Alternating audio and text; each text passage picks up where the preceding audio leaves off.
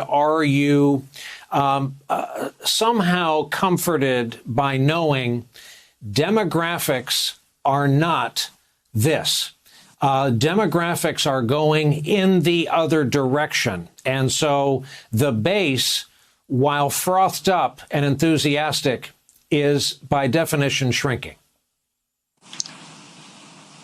I am sort of comforted, but I also think that, you know, what we're seeing to me is, and I've said this before, I think we're seeing an antibiotic resistant strain of a disease that has come from not effectively eradicating the virus, the disease of white supremacy and toxic masculinity. I mean, Matt Gaetz is a young guy, right? Like, there are young people in this movement who are equipped. They are, you know, trained to speak like total nonsense and twist the truth into propaganda. And I sort of think that it's really time, for the sake of democracy, for Republicans, or even just former Republicans who still claim to be conservatives, holding on to the idea that the party is salvageable, need to reorient themselves to the new reality, because we can't afford the risk. If I am, you know, if I'm right, then, you know, Ted Cruz's smug, callous, smarmy speech, you know, it was as demonstrative in my mind as it was reprehensible. This is the direction of the party. There's not enough gravitas or fortitude behind the scenes to right the ship. And I think that we have to figure out what we're going to do about that. Bill, to the point the professor just made about people who claim to be conservatives, we get the freshest news around here, so I want to play for you what just transpired on Fox News. The fact that the president is going to come and reconnect with the people who love him so much on this stage, I think it's going to be a very, very important moment for actually healing amongst the conservative side of all of this. But I think for the country generally, no one's voice should be silenced, and definitely not a president of the United States. So, Bill, that's Matt Schlapp, and they do nothing quietly. I keep hearing this extension of the word conservative, kind of an attempt at brand management. It occurred to me tonight, you are a damn conservative. How do you feel about others using that label? You know, look, I could say at great length why it's not true conservatism and there's a better conservatism, and I could talk about everyone from Edmund Burke to Bill Buckley, but at some point you do have to say, Caroline's right about this, you know, conservatism is what it says it is at the time. And if that is the conservative political action conference, and they're getting they're getting the former president of the United States, they're getting sitting U.S. senators, they're getting sitting U.S. members of Congress, proud to have objected to the electors on January 6th, unwilling to denounce the insurrection on January 6th.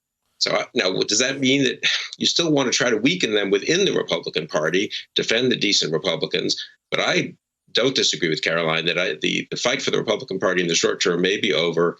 And I wrote a piece about this last week, that maybe we're all, people like me now, are kind of the Republican wing of the Biden coalition, try to help President Biden govern successfully, because you cannot afford to have that party that you're seeing a good chunk of on the stage at CPAC back in power. Hey, thanks for watching our YouTube channel. You should know that you can follow today's top stories and breaking news and catch up on your favorite MSNBC shows all in one place. Download the NBC News app today.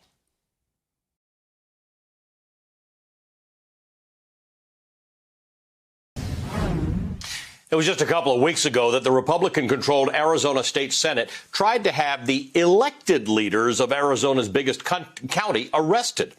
Republican state senators failed by just one vote to approve a measure to lock up all 5 Maricopa County supervisors, because those supervisors had the nerve to declare that Joe Biden won their county fair and square in the 2020 presidential election, because the Board of Supervisors would not hand over the county's voting machines and all of the county's ballots so that state Senate Republicans could personally dig in and find all the fraud that must have caused Donald Trump to lose in Arizona. Okay, so now the results are in from 2 new audits of the presidential vote in Maricopa County. Guess what? Both of the independent outside auditors determined that the votes were counted correctly. The voting machines worked correctly. Nothing was hacked. The election was sound. Arizona Republicans are not handling this well. Today, they got a judge to order Maricopa County officials to turn over all the ballots and voting machines to the state Senate so they can do their own audit. But also, get this, Arizona Republican lawmakers this week discussed a bill that would just let the state legislature overturn any election result it doesn't like.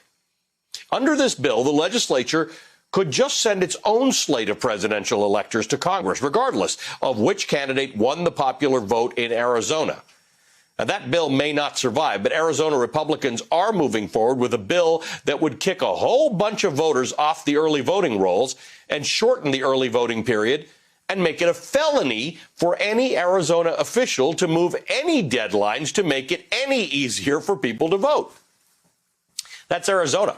In Georgia, Republican lawmakers have introduced sweeping election bills that would drastically reduce early voting and absentee voting. I mean, they saw what happened when all those people actually voted in this year's election. Georgia went for the Democratic presidential candidate and elected 2 Democratic senators. Got to fix that.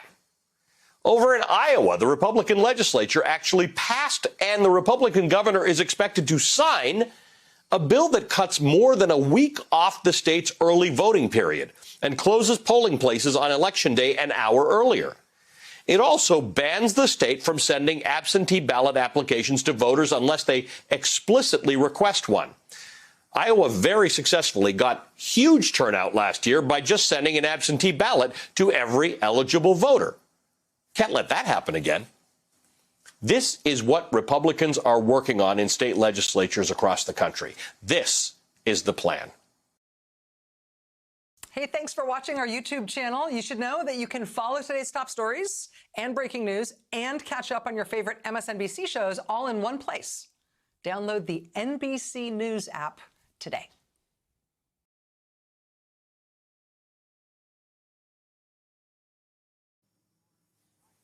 And then there's another vaccine on the horizon called from a company called CureVac, which says the company expects its vaccine to be approved in the European Union by June. You know, when you and I were talking several months ago, we knew that there were sort of 5 to 7 vaccines that were on the horizon. The Russians have a different one. So at this point, we're starting to see the fruition of all of those efforts. We're now going to be, in a few months, we'll have a number of choices or a number of options. Yeah, I mean, the really big problem now is, number one, can the companies produce supplies that meet demand? And they're all struggling to get their supplies out. Keep in mind, they don't just have a contract to produce for America. They have contracts for the whole world. And they have obligations to the whole world. And they're trying to crank out supply as fast as they can. Just today, the CEO of Moderna said he thought that they could crank out 1 billion doses before the end of 2021. That's an ambitious target, to be sure. And of course, you want to crank all these doses out without making mistakes, no contamination events, no substandard formulations. But what we're really coming up against now already, very, very serious, is supply shortages on everything associated with vaccination.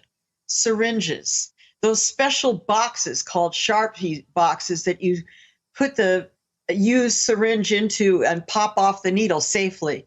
The alcohol swabs that go on your arms, all the syringes themselves. These things are now in very short supply. I heard just yesterday from a CEO of a major medical supply company that one fire in one factory, he wouldn't say in what part of the world, had resulted in a complete shutdown of the supply chain for the Sharpie boxes.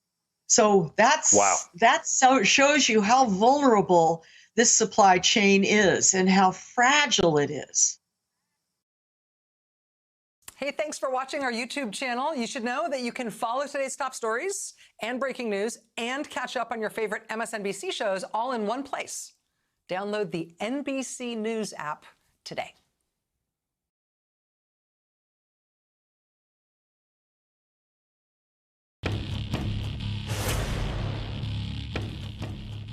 Last thing before we go tonight, it is hard to find an American life not touched by the pandemic in a real and personal way. And you've watched us struggle to put 500,000 deaths into some kind of perspective. The worst thing would be if those we've lost somehow faded from our memory, of course. Another tragedy would be if we ever lose sight of why the death toll is so high. This needs to be said today, needs to be said next week, next year, and in the history books our friends are already writing. They died because of denialism. The former president was a virus denier, surrounded by enablers who knew better. The fight against the pandemic was pathetic. Mismanagement, malpractice. Others have forcefully argued that when the president brought in a radiologist he'd seen on Fox News as the White House medical advisor, that decision and that man cost lives. The lesson is to never forget. So this following item is from a year ago today. As fate would have it, it was the day Mike Pence was named to head up the White House coronavirus task force. The day the experts stood there and watched and listened as the president told us it was the flu. I said, is this just like flu? Because people die from the flu. View this the same as the flu. Are you planning to test more people? Well, we're testing everybody that we need to test, and we're finding very little problem. We're going to be pretty soon at only 5 people. And we could be at just 1 or 2 people over the next short period of time. It's a little like the regular flu that we have flu shots for. And we'll essentially have a flu shot for this in a fairly quick manner. Should Americans be going out getting protective equipment such as masks and so forth? I don't think we're going to ever be anywhere near that. When you have 15 people, and the 15 within a couple of days is going to be down to close to 0, that's a pretty good job we've done. What is your response to Speaker Pelosi, who said earlier today that you don't know what you're talking about the coronavirus? I think Speaker Pelosi's incompetent. She's trying to create a panic, and there's no reason to panic. Because of all we've done, the risk to the American people remains very low. Wish him good luck. That was 1 year ago today. Over 500,000 Americans have died since that day, and that's why it's incumbent on all of us who can still draw a breath to never forget.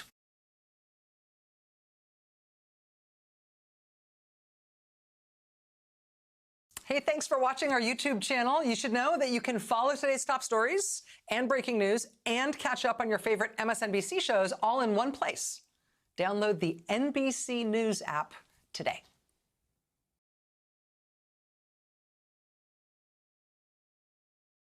So I haven't given up on the fight yet. I believe that it can still be included in the bill. If it isn't included in the bill, I just think Democrats have a crossroads in front of us. We have to recognize that we made a promise to voters, Black, brown, indigenous, poor, working class voters in Georgia and across the country, that we were going to make a significant difference in lifting the floor for people across this country. And we have to decide if we're going to use every tool in our toolbox. That is including it now in the relief bill, or it is reforming the filibuster. Because unfortunately, Republicans are intransigent when it comes to many of these policies, and they're not looking like they're going to listen to the people, including Republicans who want a minimum wage increase. And so we can't go back, as I said, to voters and say, sorry, the arcane Senate rules told us we couldn't do what we promised. They gave us majorities in the House and the White House. Yeah, folks earning $9 an hour, $8 an hour, they're not really going to make sense of that argument. Kind of weird, though, because there aren't that many broad policies that have this much support. It's across the board. And in fact, in many states where they've elected Republicans across the board or statewide, they've also enacted higher minimum wage increases. So at some point, this becomes impossible for some people to reconcile why Republicans won't support a minimum wage increase. The federal minimum wage in this country is $7.25 an hour. It's about $15,000 a year if you work full time. That's right. It's $15,000 a year, and that's if you're lucky enough to even get that. I mean, I just talked to a home care worker in West Virginia who is looking after people with autism. And Allie, he's earning $12,000. Okay, $12,000. He can't buy a new car. He can't take care of himself. And I think this is the struggle that so many people across the country are facing. And that's why a state like Florida that went for Donald Trump in November also passed with a supermajority of voters a $15 minimum wage. And this is long overdue. It's been 12 years since the federal minimum wage has been raised, as you said. It was 2012 when fast food workers first went on strike with the Fight for 15. It was 2014 when my city, Seattle, became the first major city in the country to pass a minimum wage. And here we are almost 10 years later talking about a phased-in minimum wage to 15 over the next 5 years. So this is urgent, and we just have to deliver on this promise. Yeah, they said Seattle was going to be wiped off the face of the earth for that. All the jobs would leave and Seattle would collapse. Didn't quite happen that way. Congresswoman, good to see you as always. Thank you for taking time to join us tonight. Pramila Jayapal is the chair of the Congressional Progressive Caucus. Hey, thanks for watching our YouTube channel. You should know that you can follow today's top stories and breaking news and catch up on your favorite MSNBC shows all in one place. Download the NBC News app today.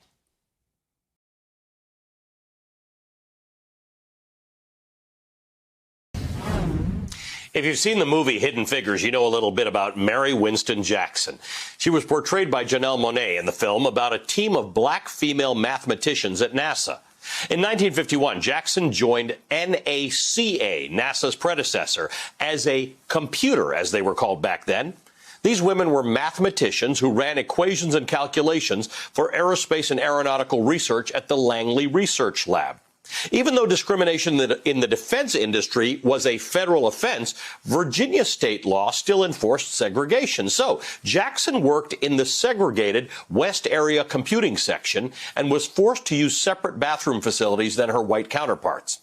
After 2 years in the computing pool, she got an opportunity to work with the 4-foot by 4-foot supersonic pressure tunnel. It was a 60,000 horsepower tunnel that generated wind so fast that they were nearly twice the speed of sound. Mary Jackson was still a computer, but taking part in hands-on experimental work. That was during that period that an engineer encouraged her to take a training course from the University of Virginia and become an engineer herself. This course involved graduate-level math and physics, which is no sweat for Jackson. The only problem was that the classes were administered by Hampton High School, which was a segregated school. Mary had to petition the courts and get special permission from the city to attend. She was successful, and in 1958, she became NASA's first black female engineer. Mary Jackson did this at a time when female engineers of any race were a rarity. For the next 2 decades, she had a productive career and co-authored nearly a dozen research reports, largely focused on the behavior of the boundary layer of air around airplanes. In 1979, after years of trying to break into the ranks of management, Jackson made the decision to leave engineering and take a position as NASA's Federal Women's Program Manager. That position allowed her to influence the hiring and promotion of a new generation of female scientists, engineers, and mathematicians. In addition to her research, Jackson also volunteered with a science club, teaching kids how to build their own miniature wind tunnels. She told her local paper why she felt compelled to make science and math approachable to minority children. Quote, "Sometimes they're not aware of the number of black scientists, and they don't even know the career opportunities until it's too late." So it's only fitting that today, as the White House and others recognize Black History Month, NASA honored Mary Winston Johnson with a ceremony to officially rename its Washington, D.C. headquarters building after her.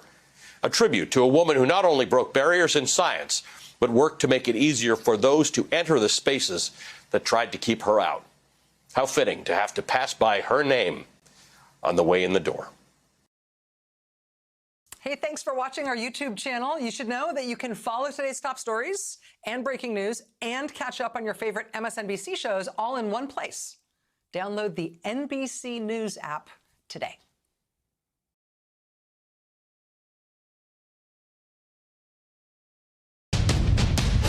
Well, good evening once again. Day 38 of the Biden administration, and this first big test comes now for the president's agenda as the House of Representatives is working late into the night this evening as Friday prepares to give way to Saturday. At some point, they'll be voting. This is not it. They'll be voting on the president's nearly $2 trillion relief package. It is expected to pass, but it's going to be tight, and Democrats can spare no more than 3 votes. This relief bill includes $1,400 stimulus checks to millions of Americans, a boost in unemployment payments, billions in aid to small businesses and individual states, and money for testing and vaccinations. And tonight, more help is on the way in that fight. FDA advisory group has granted emergency authorization for Johnson & Johnson's new single-dose, one-and-done vaccine.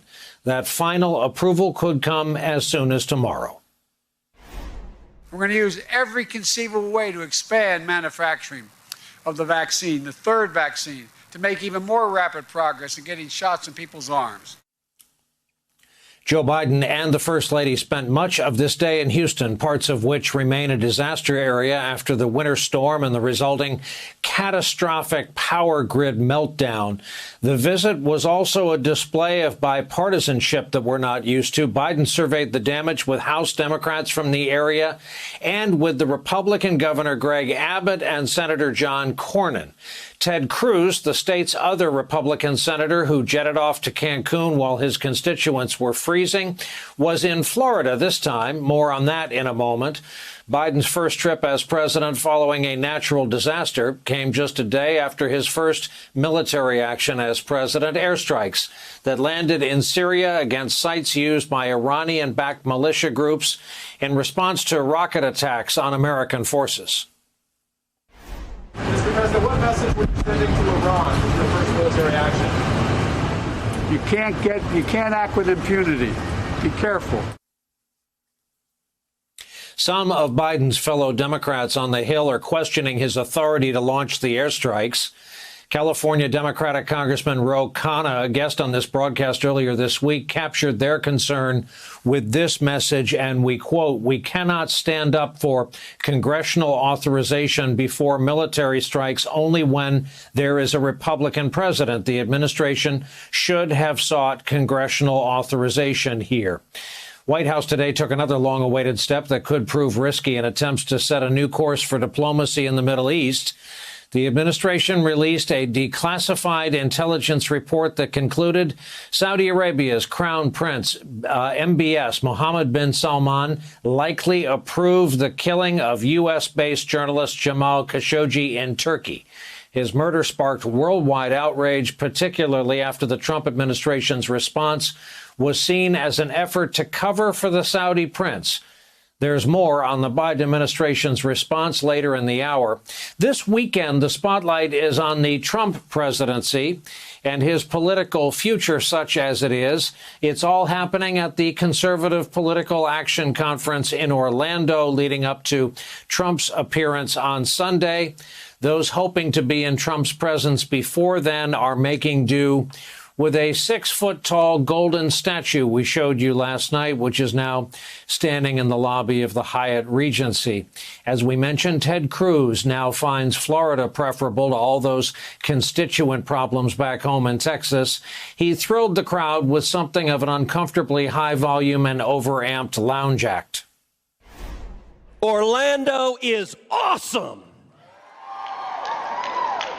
It's not as nice as Cancun. Let me tell you this right now, Donald J. Trump ain't going anywhere. Bernie is wearing mittens. And AOC is telling us she was murdered. In the immortal words of William Wallace, freedom! More than a dozen Republican House members who decided to hang out in Orlando this weekend instead of staying in Washington for tonight's vote have cited the pandemic as their reason for not being there. It's a curious excuse given the fact that they're all at the Florida gathering, which is decidedly mask hostile. Please, everyone, when you're in the ballroom, when you're seated, you should still be wearing a mask. So if everybody can go ahead, work on that. I know it's not the most fun. You have the right. You have the right to set the own rules in your own house, and we're borrowing somebody else's house.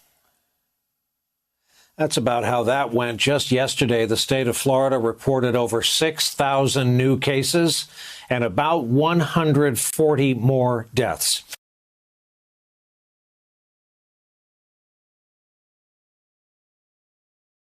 Hey, thanks for watching our YouTube channel. You should know that you can follow today's top stories and breaking news and catch up on your favorite MSNBC shows all in one place. Download the NBC News app today.